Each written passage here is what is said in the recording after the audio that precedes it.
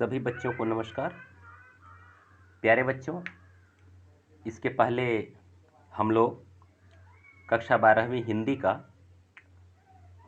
भारतेंदु हरिश्चंद्र का जीवन परिचय और प्रेम माधुरी का अर्थ पढ़ चुके हैं। अब हम लोग उसी चैप्टर का माने पहले चैप्टर का ही जो दूसरा भाग है यमुना छवि, इसका अध्ययन आज हम लोग करेंगे और इसका सरल और सरस ढंग से अध्ययन किया जाएगा।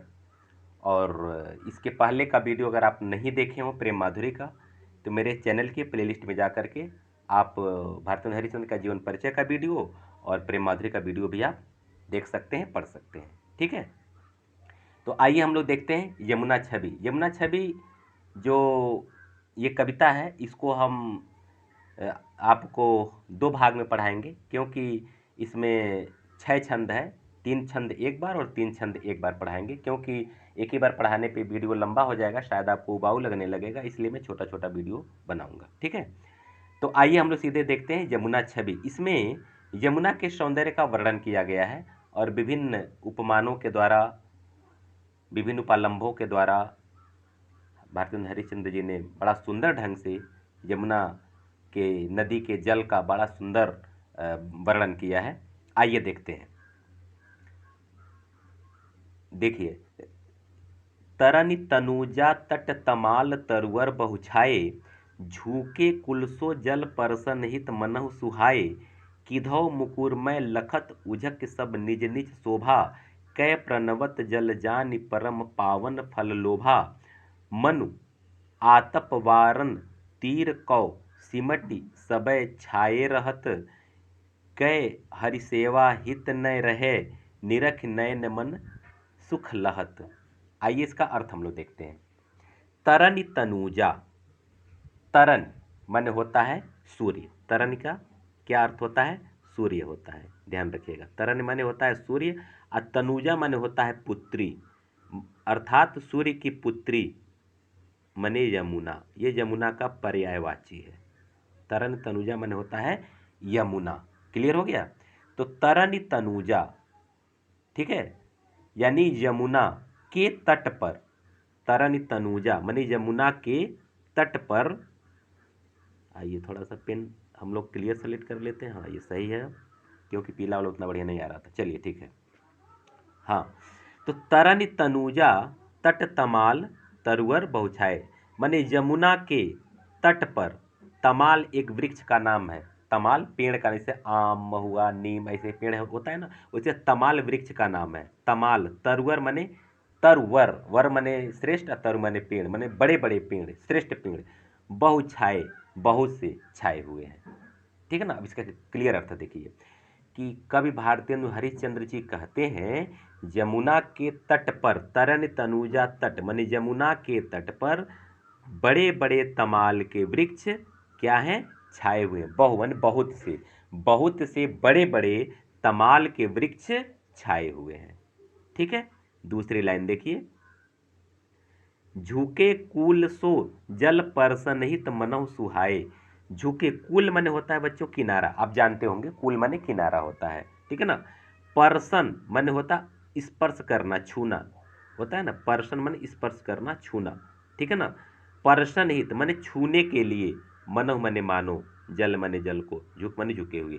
ऐसा प्रतीत होता है मानो यमुना के कूल पर, यमुना के किनारे वे बड़े बड़े पेड़ जल को स्पर्श करने के लिए, जल पर सन्निहित, जल को स्पर्श करने के लिए वो झुके हुए हों और सुहाए माने बहुत अच्छे प्रतीत हो रहे हैं। झुके हुए हैं जो मन को बहुत अच्छे लग रहे हैं, बहुत सुंदर लग रहे हैं। ठीक है ना। इस दो लाइन का अर्थ फिर से जरा देख लीजिए कैसे इसको लिखेंगे।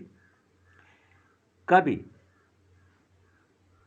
भारतेंदु हरिश्चंद्र जी कहते हैं कि यमुना के तट पर बड़े बड़े तमाल के बहुत सारे वृक्ष छाए हुए हैं और वे यमुना के जल को स्पर्श करना चाहते हैं, छूना चाहते हैं।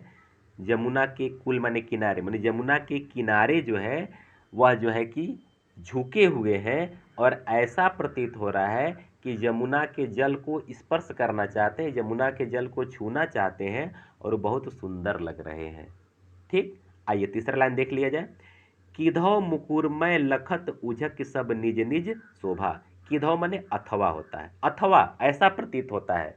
ये ऊपर का दो लाइन बताए हैं कि मतलब यमुना के तट पर बड़े बड़े तमाल के बहुत सारे वृक्ष छाए हुए हैं और वो इस तरह से झुके हुए हैं जैसे लग रहा है कि यमुना के जल को स्पर्श कर रहे हों और मन को बहुत सुंदर लग रहे हैं।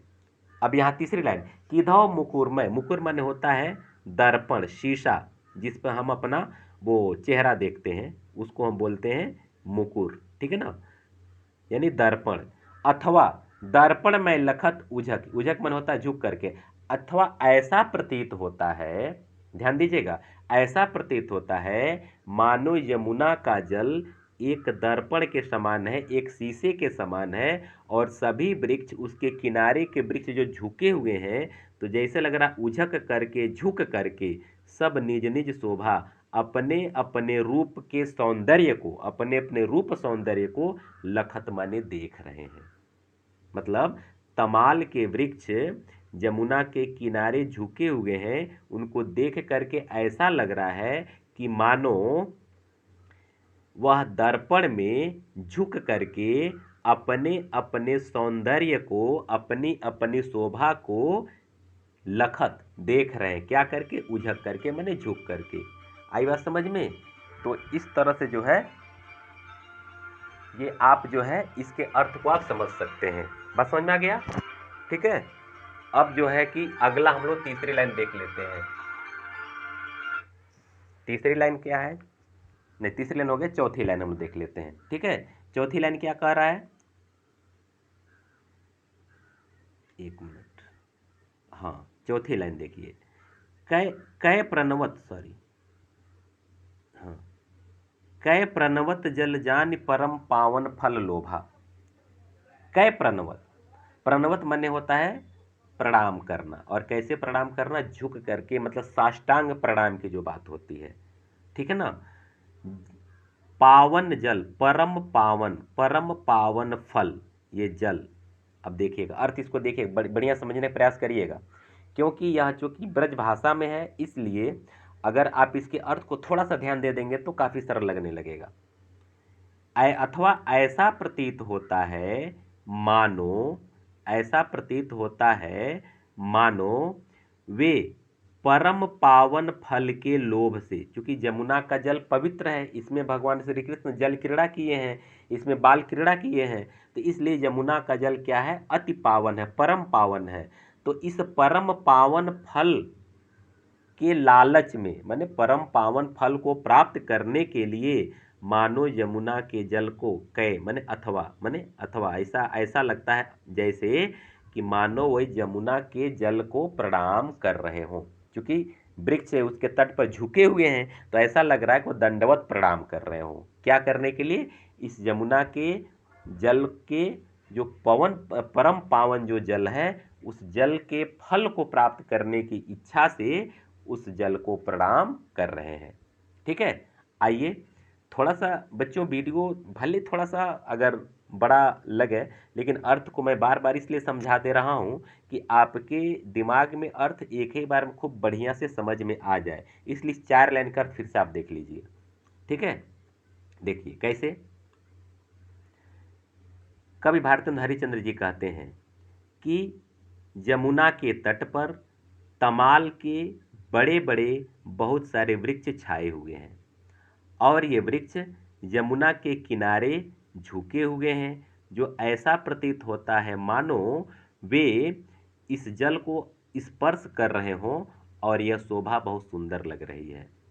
किधौ, अथवा ऐसा लगता है कि मानो ये सभी वृक्ष झुक झुक करके इस जल रूपी दर्पण में, माने यमुना के जल रूपी दर्पण में अपनी अपनी शोभा को, अपने अपने रूप सौंदर्य को देख रहे हैं।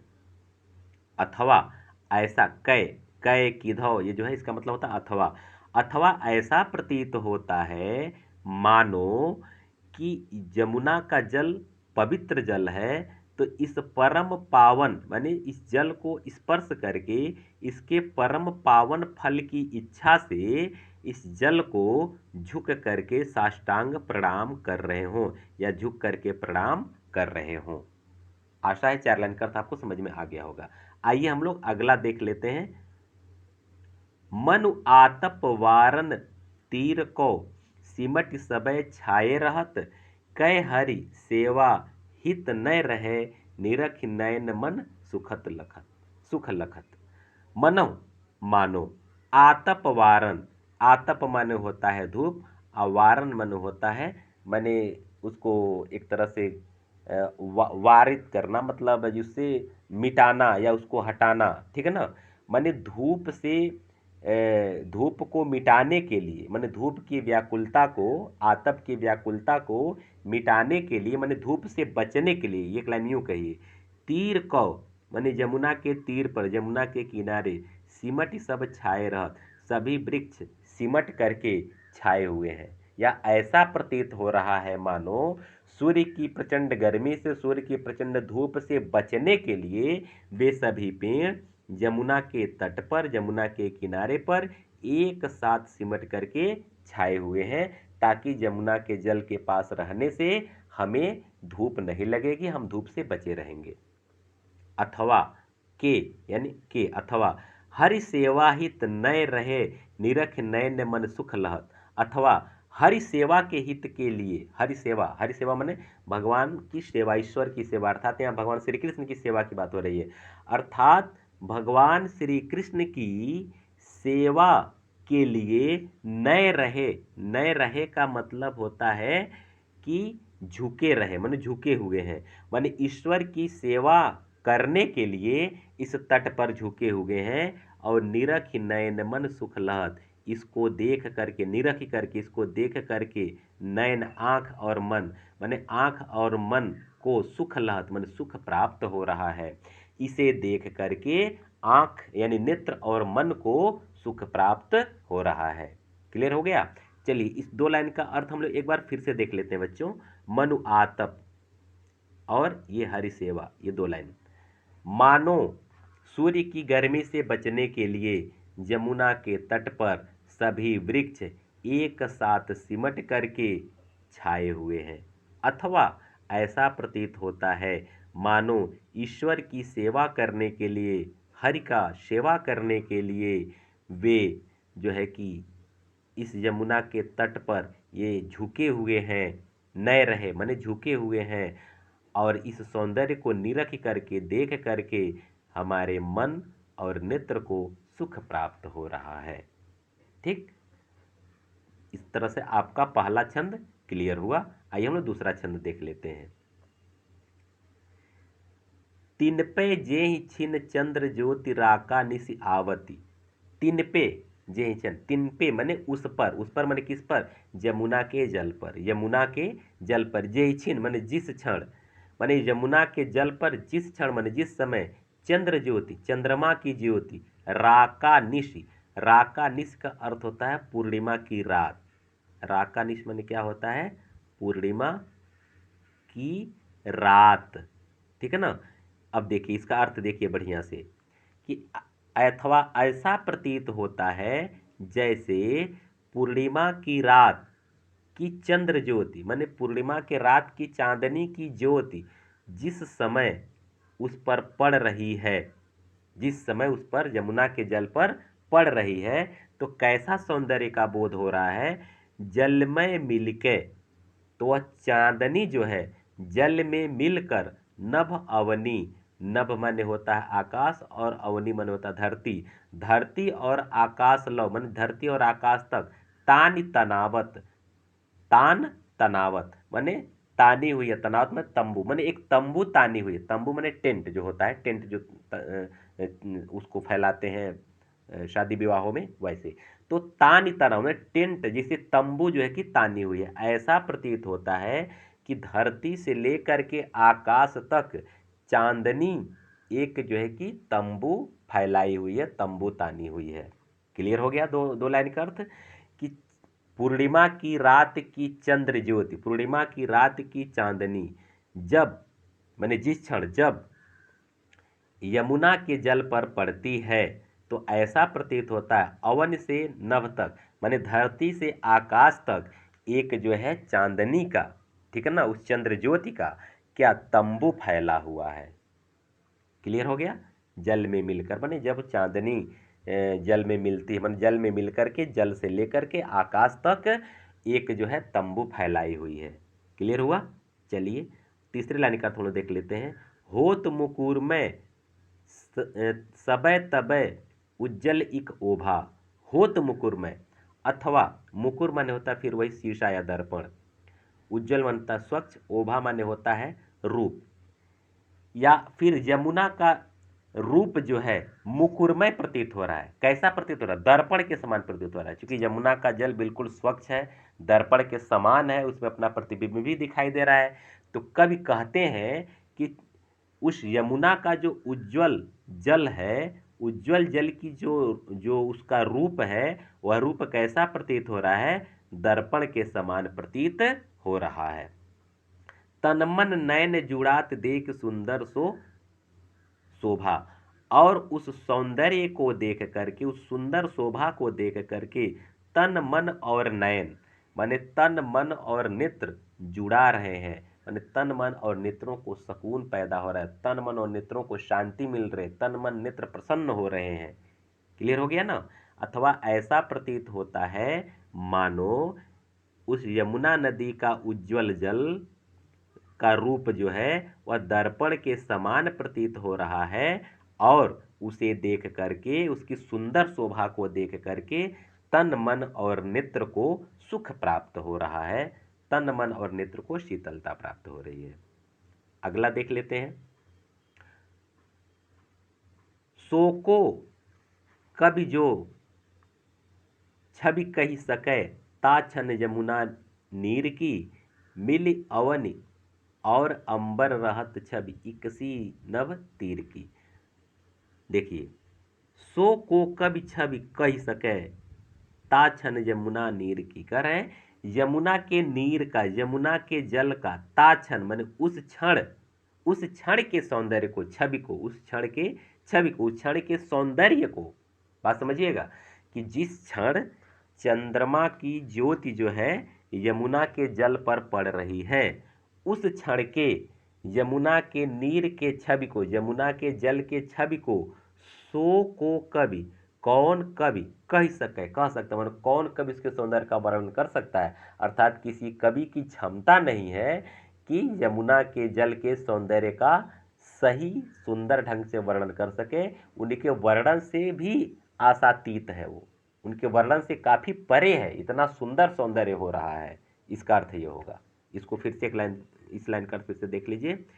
कवि कहते हैं कि जिस समय चांदनी यमुना के जल पर छिटकी हुई है, फैली हुई है, उस समय यमुना के नीर के, यमुना के जल के सौंदर्य का वर्णन कौन कवि कर सकता है? अर्थात कोई भी कवि उसका वर्णन नहीं कर सकता है। अगली लाइन, मिल अवन और अंबर रहत छवि इकसी नभ तीर की। नभ और तीर माने यमुना के तीर से और नभ तक एक सी छवि, एक जैसी छवि दिखाई दे रही है, एक जैसा सौंदर्य दिखाई दे रहा है। यमुना के जल से, यानी यमुना के तीर से और आकाश तक एक जैसा छवि दिखाई दे रहा है। मिल अवनि अंबर रहत, अवनि और अंबर माने धरती से आकाश तक एक ही प्रकार की छवि फैली हुई है। इसको फिर से देख लीजिए कि यमुना के जल से लेकर के आकाश तक एक जैसी छवि जो है धरती से गगन तक फैला हुआ है। इसका अर्थ ये होगा। तो चलिए, दो छंद हो गया। आइए हम लोग तीसरा छंद देखते हैं। तीसरा छंद क्या कह रहा है? परत चंद्र प्रतिबिंब कहूँ जल मधि चमकायो, लोल लहर लहि नचत कबहू सोई मन भायो। देखिए, परत चंद्र प्रतिबिंब माने चंद्रमा की प्रतिबिंब, परत माने पड़ती है, चंद्रमा की प्रतिबिंब पड़ती है। कबहू जल मधि, जब जल के मध्य में, कहूँ कहूँ जल, जब कभी जल के मध्य में, जल के बीच में चंद्रमा की प्रतिबिंब पड़ रही है तो चमकायो, उसको बहुत अधिक चमका रही, मतलब बहुत अधिक यमुना का जल चमक रहा है। अर्थात यूँ ऐसे समझिए कि जब चंद्रमा का प्रतिबिंब माने जब चांदनी जो है यमुना के जल के मध्य माने यमुना के जल पर माने यमुना के जल के बीच में पड़ रही है तो उसका जल बहुत अधिक चमक रहा है। लोल लहर लहि नचत कबहु सोई मन भायो। लोल लहर, लोल माने होता है चंचल, लोल माने क्या होता है चंचल। चंचल लहर जो है लहि नचत माने चंचल लहर पर जब वह चांदनी पड़ रही है तो चंचल लहर मानो नाच रहा हो, नृत्य कर रहा हो और सोई मन भायो, और यह मन को बहुत भा रहा है। माने चंद्रमा की किरण जब यमुना के चंचल लहरों पर पड़ रही है तो ऐसा प्रतीत हो रहा है कि भाव विह्वल होकर के वह नृत्य कर रहा हो, और यह नृत्य देख करके हर किसी के मन को भा रहा हो, हर किसी के मन को सुंदर लग रहा है, हर किसी के मन को आकर्षित कर रहा है। अगली लाइन देखिए, मनुहरि दर्शन हेत चंद्र जल बसत सुहाई। अथवा मानो ऐसा लग रहा है हरि दर्शन हेतु, हरि दर्शन करने के लिए, ईश्वर का दर्शन करने के लिए, हरि दर्शन का मतलब भगवान श्री कृष्ण का दर्शन, श्री कृष्ण का दर्शन करने के लिए चंद्रमा जो है जल बसत, जल में बस रहा माने जल में उतर गया हो, जल में आकर के बैठ गया हो, माने जल में यमुना के जल में चंद्रमा स्वयं बैठ करके और हरि का दर्शन माने उनकी रासलीलाओं का दर्शन कर रहा हो। मानो ऐसा प्रतीत हो रहा है। क्लियर हो गया ना? मानो ऐसा प्रतीत हो रहा है कि चंद्रमा स्वयं यमुना के जल में आकर के अपने सौंदर्य के साथ आकर के उतर गया हो, बस गया हो और हरि का दर्शन करने की इच्छा रख रहा हो, अर्थात हरि का दर्शन करने के हेतु, हरि का दर्शन करने के लिए वह चंद्रमा के जल में उतर गया हो। ठीक, आइए अगला हम लोग देख लेते हैं। कै तरंग कर मुकुर लिए शोभित छवि छायो। अथवा तरंग कर, तरंग जो है यमुना की जो लहरें जो हैं, कर माने हाथ में, मुकुर माने दर्पण।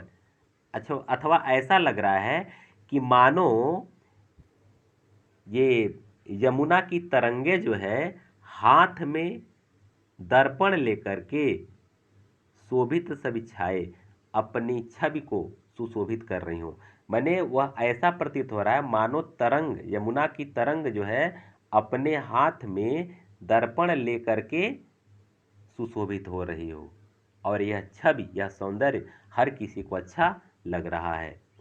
रास रमन में हरि मुकुट आभा जल दिखरात। रास रमन में, रास में रमे माने रास में रमे होने के कारण, रास में रमे होने के कारण कौन? भगवान श्री कृष्ण। जब अथवा ऐसा प्रतीत हो रहा है कि श्री कृष्ण जब रास लीला कर रहे हैं तो हरि मुकुट, हरि का मुकुट अर्थात श्री कृष्ण के मुकुट की आभा जल दिखरात है, माने जल में दिखाई दे रही है। अथवा ऐसा प्रतीत हो रहा है मानो जब हरि अर्थात श्री कृष्ण रासलीला कर रहे हो तो उनके मुकुट की आभा, उनके मुकुट का सौंदर्य या उनके मुकुट की चमक जल में दिखाई दे रहा हो।